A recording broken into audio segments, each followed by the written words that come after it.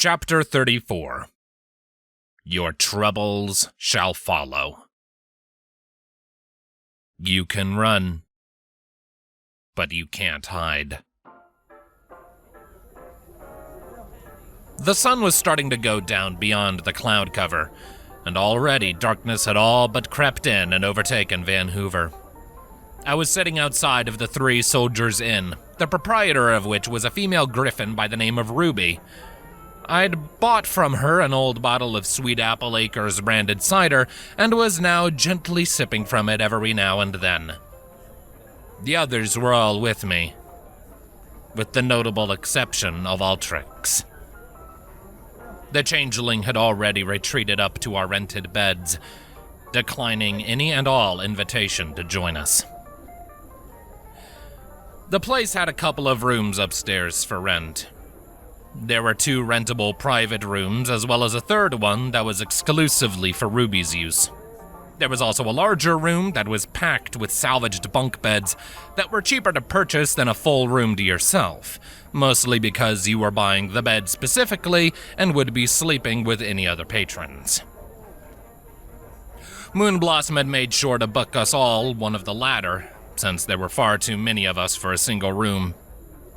We'd all chipped in to pay for it when we had regrouped, and it wasn't so bad once we all had donated our own share of caps. As I said, the bunks were far cheaper than the rooms. Besides, it was only for one night. In the morning, we would be heading out again towards the hub, and from there the plan was that we'd either make straight for the Sky Bandit or resupply back here again. Depending on how rough getting past the hub security was going to be. And it was going to be rough, if Springhaze's description was anything to go by. But right now, sitting calmly outside of the inn as the sun set, there was a far different concern on our minds. She's still in a bad way. You all know that, right? Moonblossom said, in reference to the changeling upstairs. No way she'd have taken an early nap if she wasn't. Part of me wanted to argue that she was just tired, but... well, Moonblossom was right. Altrix was still heavily shaken from Buckingham. She might not be shouting about how useless she is anymore, but she just seemed... depressed. I agree, Xena stated. Every step she takes betrays her sadness. Before, it was hope and kindness. Now... way to make me feel even guiltier, guys. I don't think her mother would be happy with us if she came back like that, Moonblossom said. And I do not want to see if she's any good with that gun of hers. I mean, I can't exactly squash my friend's parent. Perhaps you will have to accept the bullet, Cobalt sarcastically remarked. Let's not let it come to that, yeah? I like my lack of holes. So what do we do? I asked them all, taking a larger swig of my cider. Oh, that helps calm the nerves. Last couple of times I tried to talk to her, she first got angry with me, and then started beating herself up about being unable to cure the equestrian wasteland. I don't think anyone can do that. Not by themselves, Cobalt mused, taking a long look into the liquid within his own bottle. Not by themselves. I took one last almighty swing from the bottle before throwing it to one side. And... whoa, that cider was surprisingly strong stuff. Still, I was fine for the moment. And more importantly, I had a plan. You're right. She can't do shit about this place by herself. Cobalt raised an eyebrow. And how is admitting it meant to make her feel better? Because she's not alone, I shot back. Come on, Cobalt. I thought you were meant to be the smart pony in our group. I guess our friendship still confuses me somewhat. He sighed, finishing his own bottle and standing up. But I will bite. What's the plan here? I too would like to know, Xena added in. It had better be good, It would not be wise to take Altrix to the hub in her current state of mind.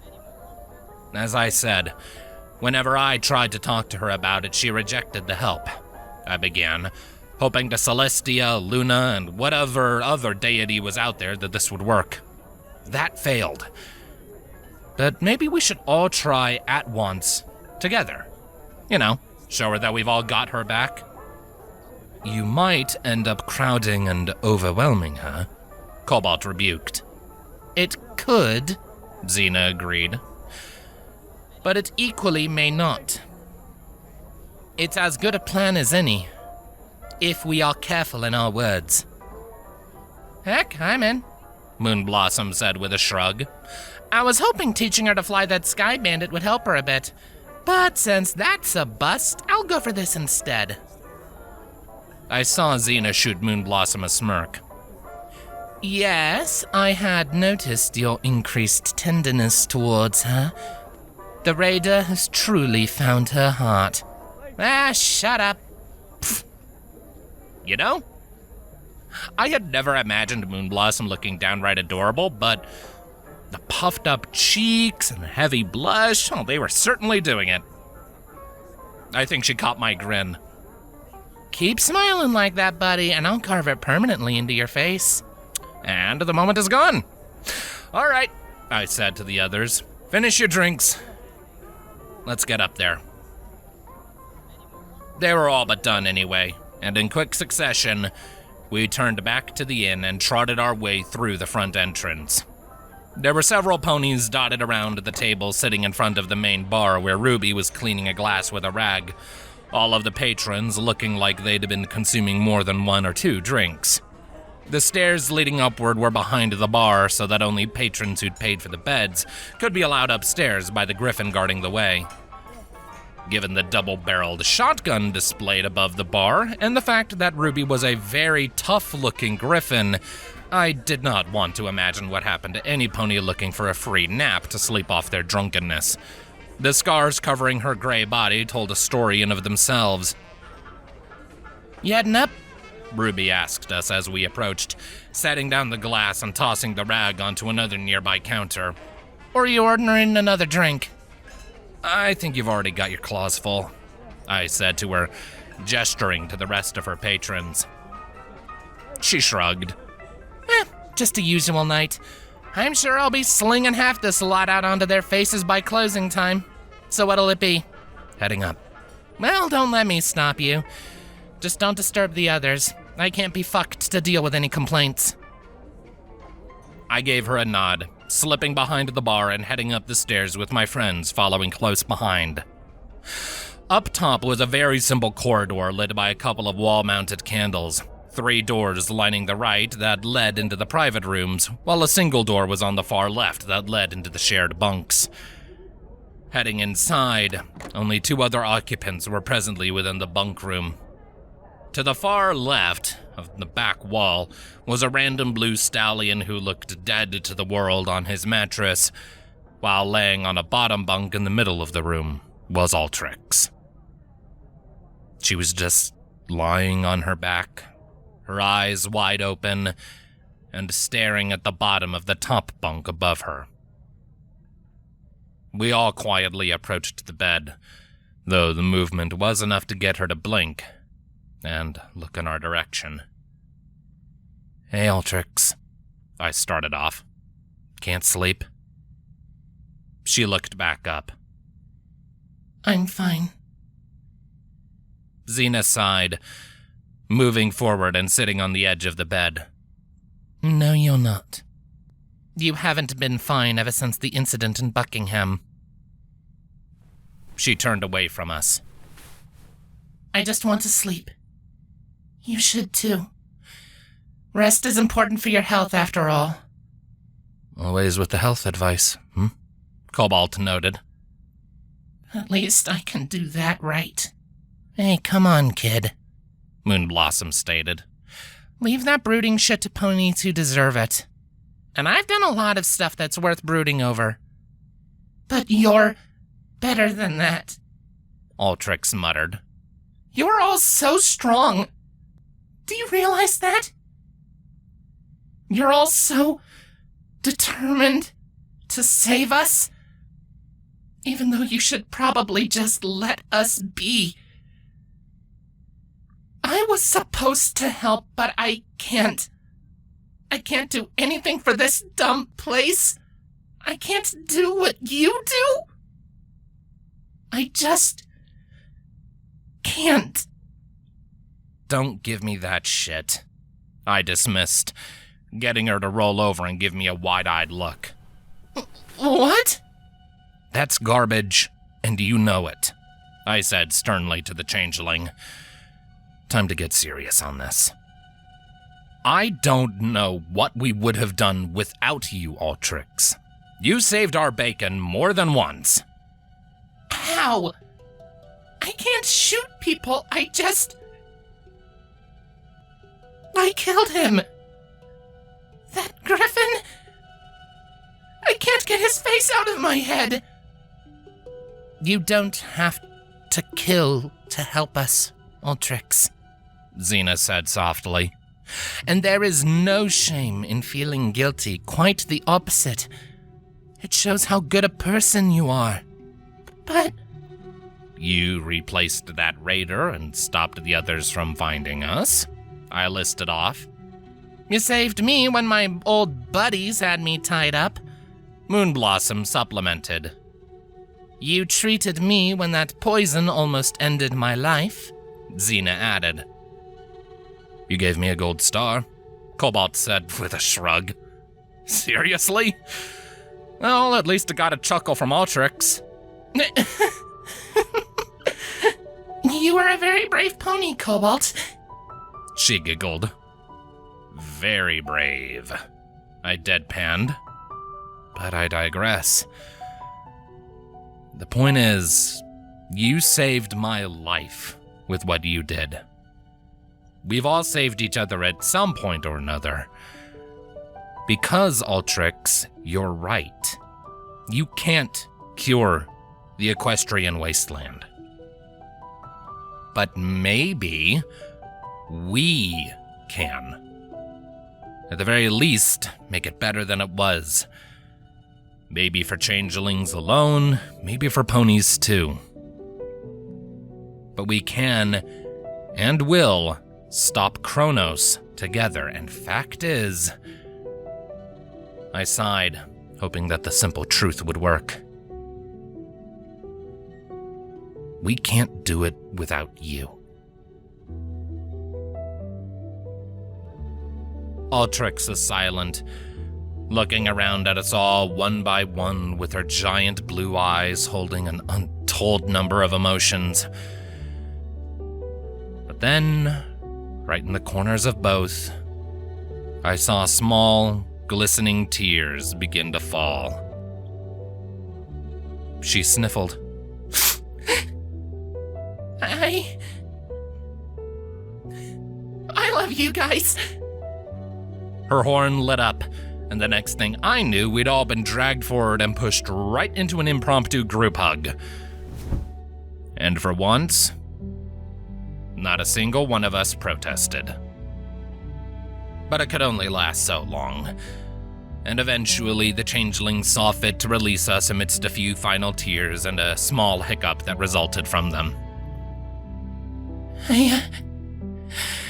I don't think I can ever forget what happened, she admitted. But I'm not going anywhere. I never was. I want to help you. You're my friends. And everyone back home is counting on me too. Oh, I'd hate to let them down. We won't, Xena assured. Only a few final steps, and then we can return to them.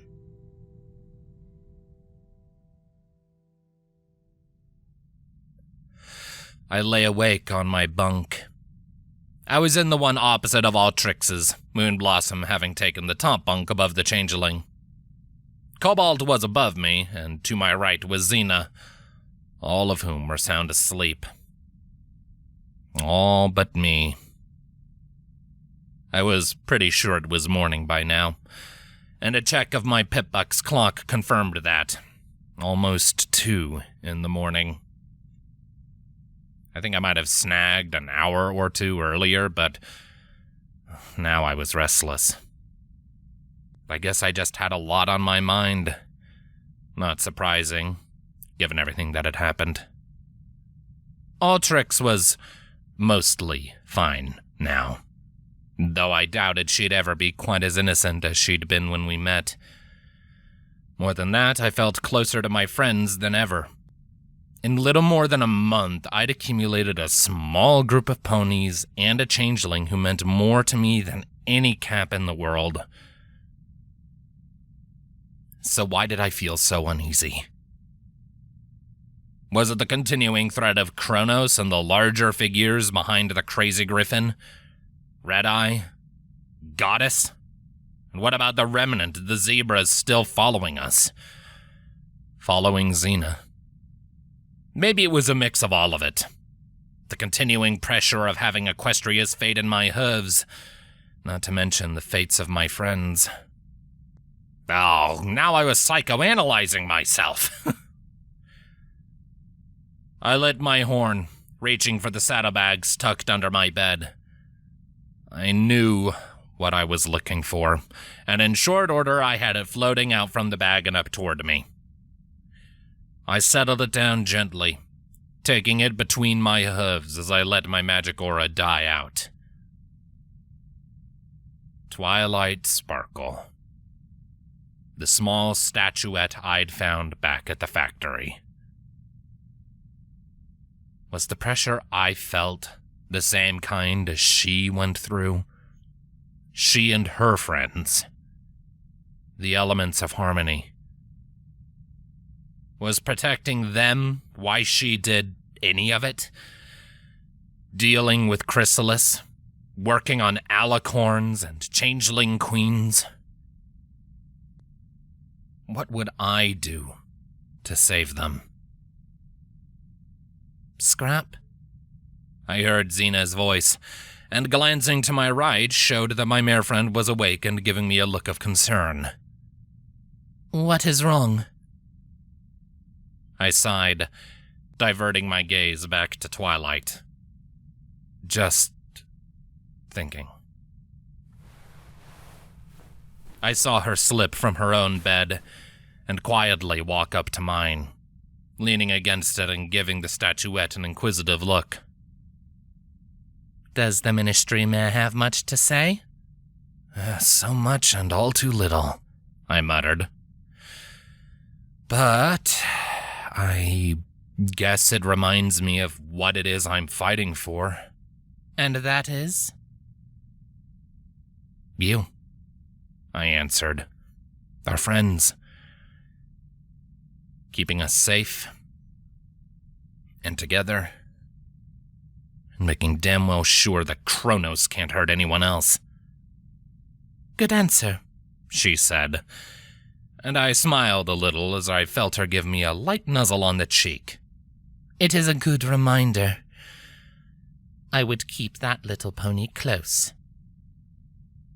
I hummed, looking into Twilight's studious eyes. She looked happy. A far cry from the pony I'd seen in that memory orb. Better times. I knew, looking at that mare, that I would die for my friends. Just like she had. What time is it? Xena asked. It must be early still. It is, I said, showing her my Pip-Buck status screen. We should try for at least a few more hours of rest, she noted. It would... Her ear twitched, as did mine, at a nearby pop. And then there was another, and another. And then I saw the red bar on my eyes forward sparkle. And all hell broke loose. A loud explosion shook the entire building, knocking dust into the air as I jumped from my bed right as everyone else was jolted awake by the commotion. I grabbed my bags and guns, gathering everything I needed as Xena instinctively did the same. I saw the others looking around in confusion, and yet more and more red bars continued to appear all around us. "The town's under attack!" My shout kicked the others into gear, and they all dropped down to grab their things. The other stallion in the room even awoke and started scrambling for his own weapons. Altrix grabbed her medical supplies, and Moonblossom her knife. Cobalt, being the battle mage that he is, was already ready to go. We bolted from the room, making our way downstairs and back out into the now empty bar. Down here, the sounds of fighting were louder, the thundering sound of firing turrets moving on with shouts and screams from the outside. We burst through the door in time to see a Molotov fly over the wall and burst on the ground, barely missing several of Springhaze's guards as they stormed towards the main gate. "Hey, what's going on out there?" Cobalt shouted at one of the ponies as they passed. "No clue!" they shouted back before vanishing through the gate. We following them? Moonblossom shouted out in question. "Yeah, no shit," I aptly responded, drawing my pistol as I galloped straight for the main gate and emerged outside the walls. The first thing I saw was Springhaze taking cover behind the guard post, reloading his magnum before poking over his head and continuing to fire. Several other armored ponies were giving supporting fire around him, the turrets firing off down the streets while the snipers set up along the buildings attempted to pick off whoever was attacking Crossroads. And I couldn't quite see who it was, only the occasional flash of a gun down the other end of the pitch-black street. "What's happening?" I asked the sheriff as I ducked down with him, the others hanging back by the gate, as I saw Stripe raise her rifle and begin scanning the area down her scope. "Sorry to wake you," the Kieran remarked, "but these zebra bastards decided to ignore the little warning I gave them the other day. It is morning, right?" "Zebras!" I think that exclamation from Xena and myself was in perfect sync there. A bullet hit one of the town guards, and instantly flames burst forth and consumed his whole body as he dropped and rolled with screams of pain. "Damn, they have those zebra fire rifle things," Springhaze cursed as some ponies ran to help put the injured and heavily burnt guard out and to get him some medical attention, Altrix included. "But we have them pinned. There's no way they're getting up that street in one piece." As if the universe was just enticed by his confidence, a humongous crash caught our attention from inside the town. Turning to look through the gates, we saw the western side of the wall completely cave in as members of the Zebra Remnant began to pour through, simultaneous with the shimmers of stealth cloaks disengaging. "What the sheriff exclaimed in shock. "They must have brought some explosives, maybe C4, Cobalt shouted, lighting his horn in readiness. But already the Remnant were firing on any pony who had emerged from their homes to see what the commotion was about, several giving shouts of shock as either they or their loved ones were gunned down before they could retreat back inside. "Those..." I saw Springhaze's eye twitch, and was that a flicker of purple fire along his mane? "Every pony, you defend this gate. Scavenger, you and your friends are with me. It's time to see if DJ Pone3 was on the mark about you." "All right, we're with you." "Scrapper and Company, at your service," Moonblossom remarked. Fuck, when was the last time I got called Scrapper? Forget it, saving the town, right. With Springhaze's ponies keeping the gate secured and Altrix seemingly staying to tend to the mortally wounded pony, the rest of us accompanied the sheriff quickly back into town as I swapped my pistol out for my assault rifle and engaged Sats. About 6 stealth zebra had appeared. Another dozen or so were pouring in through the gap they'd made in the wall. One was bringing a rifle up toward a couple of foals who'd been caught out when the fighting inside had started. I targeted that one first. I then selected 2 of the closest zebra and released the pain. In quick succession, I pumped lead into the targeted 3 before running forwards and rolling behind one of the stands around the statue for cover. I spotted the foals making it into a nearby home as Spring Hayes jumped to stand between them and any other zebra, a couple of bullets biting into his barding, but otherwise not making the Kieran flinch in the slightest.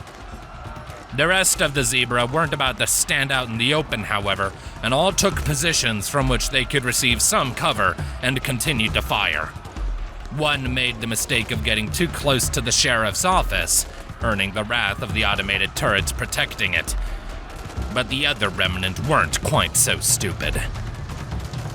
My friends all ran to get into some cover of their own, Cobalt erecting a small shield around the sheriff to help him out of the line of fire after the foals had made it to safety, all the while ignoring a bullet hitting into the shoulder of his combat armor. But just as Xena jumped down next to me, I heard one of the zebras give a victorious shout. "She's here! The traitor is here, just like Zorro said!" I saw Xena freeze, her eyes widening and her coat hairs standing on end. I wanted to ask her what was wrong, but something gave me pause as her teeth clenched and she scrunched her eyes shut. "They knew I was here. That's why they're attacking," she said in a low growl. "Their spies must have tracked us through the city. Out of sight, unknown to us, and now he's come to kill me." "Who?" I asked carefully. "Zorro," she answered. "My brother." I didn't even have time to process that my would-be brother-in-law was the one who sent these guys to kill us when the telltale clink of a grenade landing nearby reached my ears. Almost out of pure instinct, memories of our escape from our town burning through my mind, I pushed out with my magic and sent the grenade hurtling safely away before it detonated. I then grabbed my rifle again and raised it over the stand, spotting a couple of remnants firing in from the gap in the wall and proceeding to return the favor. Xena wasn't going to be one to wait around either, and she moved up and onto her hind legs with an angry shout and her sniper rifle raised. Then, with that beautiful crack, one of the red bars blinked out. "Brothers, show no fear of the witch!" one of the closer zebras shouted. "No mercy! Burn the traitor and all who would shelter her!" "Burn?" I heard Spring Hayes shout, before, for some really suicidal reason that was lost on me, he stepped out from behind one of the stalls he'd been using for cover. Man, that previously bubbly Kieran looked pissed. "You don't know the meaning of the word." You know, I don't think I should be surprised by stuff anymore, but I was anyway, when Spring Hayes gave an infuriated shout that heralded his eyes turning a bright white light and purple flames igniting all over his body, yet somehow leaving his trench coat intact. "I warned you," he declared in a demonic voice before charging at the startled remnant like a mad pony. But the fact that the various zebra had been startled meant that there was a sudden lull in the gunfire, so who are we not to take advantage of that? I opened fire again, seeing Moonblossom give a completely delighted laugh and follow the sheriff in charging their way into the zebra position. Cobalt fired a couple of mana bolts at the suddenly scattering zebra before doing his best to keep Moonblossom and Spring Hayes protected from the gunfire. And I bet the zebra wished they had someone to protect them from Moonblossom and Spring Hayes. The first of the remaining 13 went when Spring Hayes blew his brains out with a round from his revolver, before leaping onto a second and consuming him in the purple flames that were swirling angrily around his body. Crack! The third met their end from Xena's rifle, a fourth scrambling back to avoid my gunfire, only to run right into a Moonblossom and her combat knife. 9 bars remained. All concept of cover shattered. The remnant all ran forward and spread out throughout the town. I lost sight of Moonblossom and Spring Haze as one rounded by us and raised his rifle, making me grab Xena by the mane and drag her out of the way as several bullets bit into the sand and set it on fire. I do not want to get hit by that thing. I wildly sprayed back at the zebra, thankfully biting into the Legionnaire and dropping him to the ground, but not quite killing him, as I had to note. It didn't matter for the moment. We had to move back as the other zebra all tried to swarm us. We moved back to the inn, jumping over and ducking behind a scrap fence that bordered the porch. Taking a glance over, I saw a couple of Spring Haze's guards turn to take a look back in the town as a zebra rolled in near them. One of the guards took a bullet to the head, the second quickly firing back and finishing the zebra before ducking back inside. Taking stock of my EFS, I saw another 3 bars nearby to Spring Haze and Moonblossom had gone out, and a peek revealed 2 of them to be charred and unrecognizable. Only 5 left. Before I could choose my next target, I caught a shimmer in the air next to me, with my heart sinking as I turned to see one of the stealth zebras reappear and stick the barrel to his rifle right to my head. The zebra went flying from the front of the inn, and I could only blink as I saw a deadpan griffin standing at the doorway with a smoking double-barreled shotgun in her claws. "No hounding my customers, assholes," she spat. Another bar blinked out, and a look over showed Cobalt's horn sparking as he jumped over another remnant soldier he had just killed with his combat magic. Of the remaining 3, one seemed close to wetting himself due to the fact he was standing in the middle of town with only a wooden stand for cover, while the other 2 sprinted toward the hole in the wall in full retreat.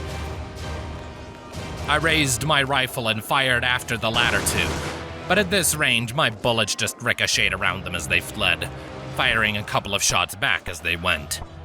Spring Haze fired after them to similar effect, while Xena got back onto her hind legs and took aim. The bullet went through the leg of one of them, but in one fluid movement, the second picked his ally up and onto his back before vanishing into the darkness of the night. That just left the continuing gunfire at the gate and the one remaining bar inside. I hopped over the scrap fencing and started towards the zebra with my gun raised, and from the corner of my eye, I saw the burning sheriff move to do the same. The remaining remnant yelped as he saw us coming, and to my surprise, his bar turned green on my EFS as he threw his own rifle aside. "Surrender! I surrender!" he shouted in desperation. "I am beaten! I surrender!" I stopped in my tracks, but Spring Haze continued forwards as the flames around him extinguished, and he rounded the stall the zebra was hiding behind. Then the zebra gave a shout of alarm as he was thrown over it. He landed by my hooves, whimpering as he decided he'd better remain on the ground where he had landed. It was the same stallion I'd shot earlier but failed to kill. It looked like his barding had saved his life. He also looked young. Late teens, I would guess. My friends all gathered together, seeming unhurt for the most part. Cobalt's barding was dented where a couple of bullets had hit their mark, but nothing looked to have gone through. Spring Haze was also bleeding from a gash just to the side of his horn, but it didn't seem to bother him in the slightest. Even Ruby joined us as we circled around the cowering zebra, the griffin breaking open the shotgun and replacing the spent shells. "So we ending this fucker, or what?" Ruby asked. "Hang on a moment," the sheriff denied, bringing around his tail and blowing out a lingering flame on its tip. "I think this fella has a couple of questions to answer for us." Xena stepped forward, meeting the zebra's eyes as she glared angrily down at him. "Indeed," such as where my brother is and what he intends to do next. I don't know. The stallion lied, rather badly. Spring Haze rolled his eyes, trotting towards the zebra before yanking him up by the collar. Listen here, buddy. I consider myself a sociable fella, but you've attacked my town and killed innocent ponies. Now that's not something I can forgive, so you'd better start talking, or things are gonna get a mighty bit worse for you. The zebra whined in fear.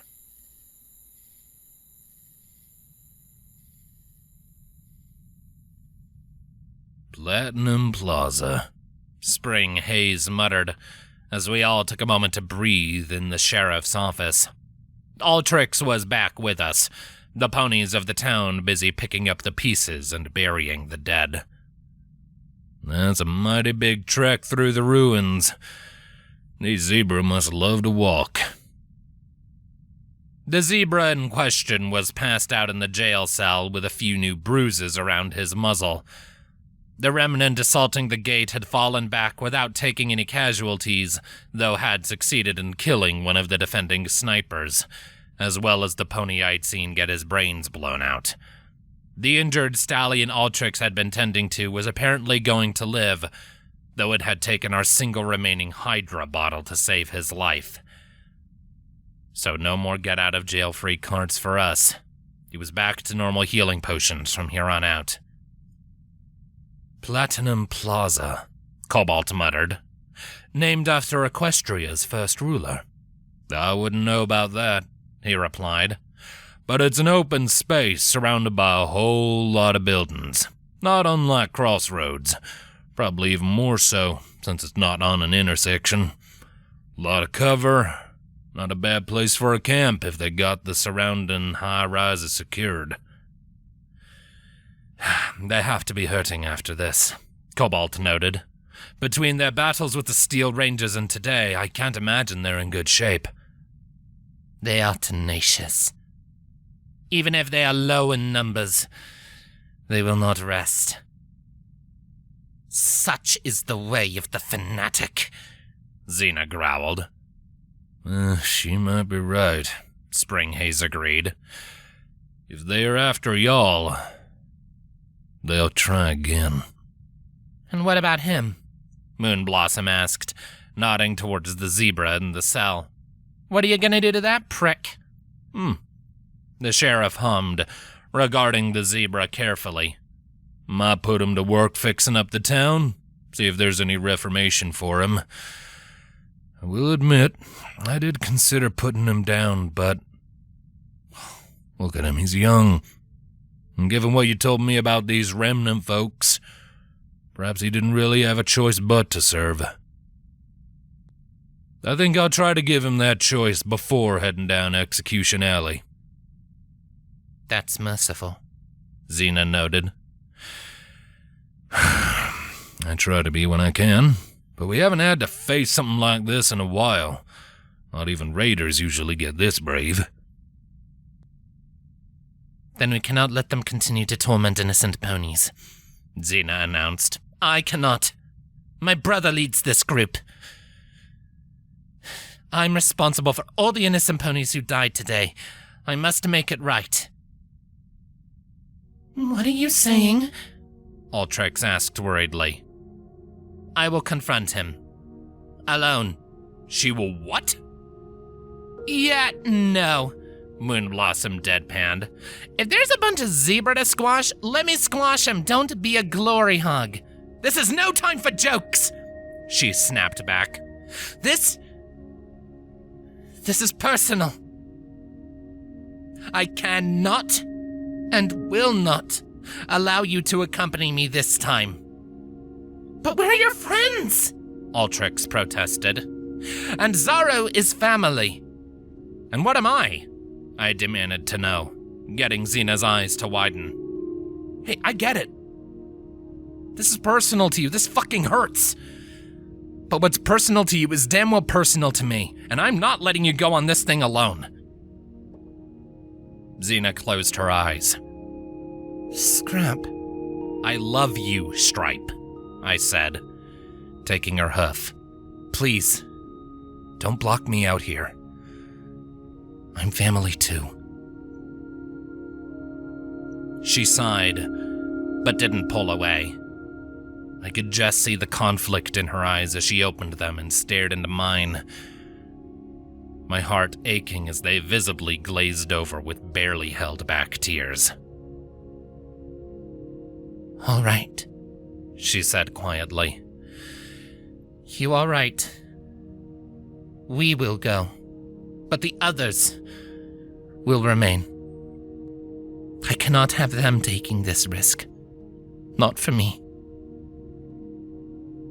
I nodded, feeling a burning sensation in my own eyes. All right. Done. What do you expect us to do while you go on this family reunion? Cobalt asked. We still have a job to do, and I don't want to tackle the hub without the both of you with us. You can stay with me, Springhaze suddenly chirped up, back to his lively self like a switch had been flicked. I spare sleeping bags. Oh, I've never had a sleepover before. So exciting. Or you could just have Ruby give us free beds until those two return with Zaro's head? Moonblossom deadpanned. Springhaze's ears wilted. But, oh fine, I guess. I'll stay over, Altrix stated, but then scuffed at the ground sheepishly at our odd looks. I've never had a sleepover before either. I'll take it, Springhaze shouted. Oh, this is gonna be awesome. This was the stallion who recently turned into a fire demon, every pony. But even as Springhaze started exclaiming to Altrix all the things they would do together, mostly talking by the sounds of it, Xena slowly and quietly turned from the group and made her way out of the sheriff's office. Not willing to leave her alone after all of this, I followed her out and into the soft drizzle that was now falling from the clouds. She stopped, just looking up into the shattered buildings around us, as I saw a small tear slide down her cheek. With a joyless and numb feeling, I walked up beside my mare friend and gently rested my head against her own. She leaned into the gesture, just letting her silent tears fall with the rain.